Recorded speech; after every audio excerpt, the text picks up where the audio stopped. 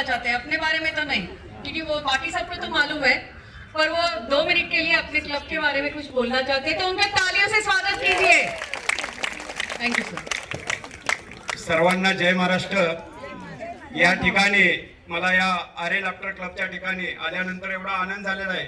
या लाफ्टर क्लबचं जे नियोजन आहे अत्यंत अप्रतिम नियोजन आहे। आज मुंबई विभागातून अनेक क्लब या ठिकाणी आलेले आहेत, पण खरोखर या क्लबचे जे पदाधिकारी आहेत आमच्या हेमाताई एवढ्या उत्कृष्टपणे या लोकांनी एनर्जी भरत आहेत, त्यांना आम्ही मनापासून धन्यवाद देतो।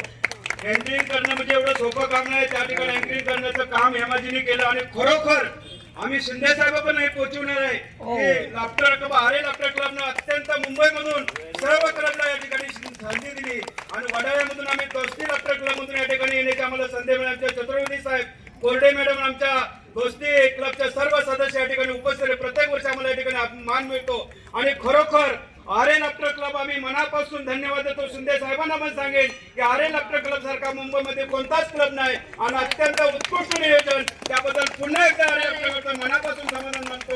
जय हिंद, जय महाराष्ट्र।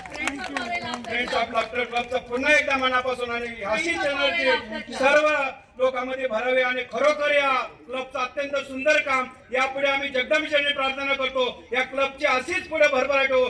जय हिंद, जय महाराष्ट्र।